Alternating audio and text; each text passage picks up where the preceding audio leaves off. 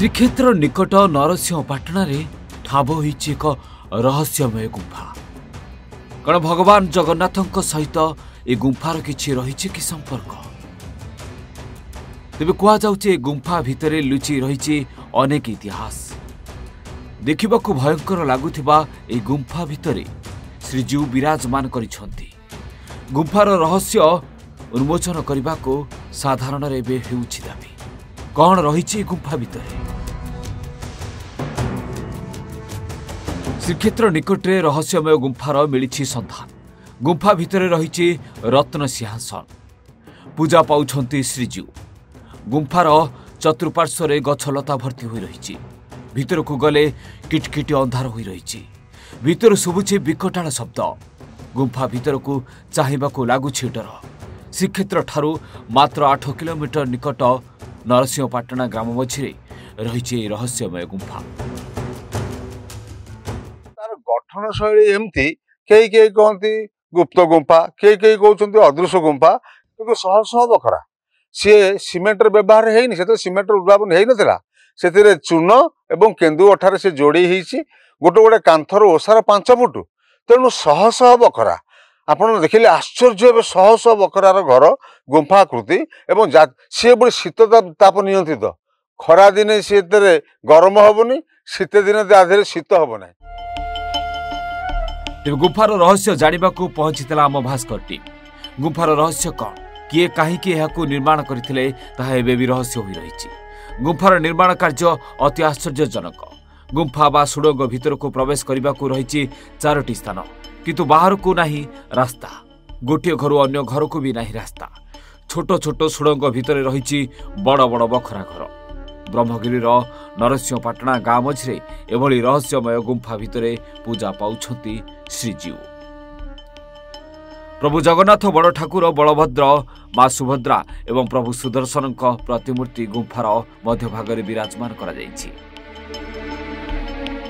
गुंफा तो बहुत पुरातन गुंफा जे आमे तो जाननु भलसे हेले हमर बापा जेजे जो माने अछंती जो माने थिले हमकु भी से कहंती जे इटा 52 बखरा हेले आमे तो आज जांगा देखि पेलनु 52 बखराटी केमती कोन, कारण ये घर द्वार ऑलरेडी भांगी गलानी। आ सेतबेले जो हमर चाली की लोक पद चाली की आसंती रथयात्रा देखिया को कि जगन्नाथ को दर्शन करिया पेंगा कि व्यापार वाणिज्य करिया पेंगा एटा हमर हो जागे गंजाम रास्ता जाहु कहंती से रास्ता आम पुरी की जापेगा गोटे स्वतंत्र रास्ता यहाँ अच्छी।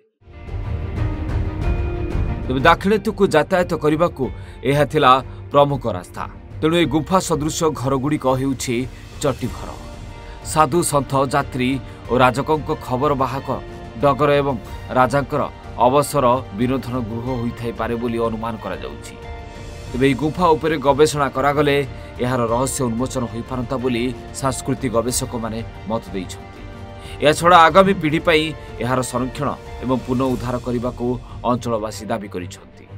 तेबे रक्षणाबेक्षण हेउनथिबारु गछलतारे भर्ती होइथिबा ए गुंफा भांगी गलानी। तेबे गुंफा बाहर पार्श्वरे विभिन्न भाषा लेखा जाइछि अनेक किछि कथा। गुंफा भितरे रहिछि केते बखरा घर। ए घर केबेकार किए आउ कहीं स्थान में एत बड़ गुंफा सदृश घर निर्माण कर रही किए रुले एठारे एमती अनेक प्रश्न एवं स्थानीय लोकों मन में सृष्टि होइछि। से चट्टी घर शैली कहूँ तार जो निर्माण शैली जो भाव कराई आशा करुचु शत्रु मान रक्षा पाइबा मैंने कि राजार शासन बेले राजांकर किछि गुप्तचर से अवस्थापन करुथिबार अनुमान कराउछि। तेणु अनेक कथा से भावना भितर आसूची आशावादी भाव में आम आशा करुचु। तेणु से तार जो भग्नावशेष एवं भी कहूँ तार सुरक्षा देवार आवश्यकता अच्छे सरकार। जदि सेटा तार सुरक्षा दे किसी कार्य करते बोध हुए परवर्ती पीढ़ी गोटे ऐतिहासिक पीढ़ी भाव में रुहंता। ए गुंफा रहस्यमय आउ अंधकार जो आड़े देखिब सबुआड़े गुंफार अंधकार रही। ए गुंफा केते शताब्दीर ए गुंफा केबेठारु जहाँ स्थानीय जनसाधारण कहती ए गुंफा सहित जगन्नाथଙ୍କ परंपरार सामंजस्य रही। ए गुंफा होउछि ब्रह्मगिरी नरसिंहपाटना ग्राम चारिआड अंधकार रही केते गुंफा रही ए गुंफा कहीं सबूर प्रश्न एवं उंकी पारुची एपटे ए गुंफा जराजीर्ण अवस्था भग्न अवस्था पड़ रही बेले स्थानीय जनसाधारण ए गुंफार पुनरुद्धार पर सरकार पाखे दाबी रखिंट।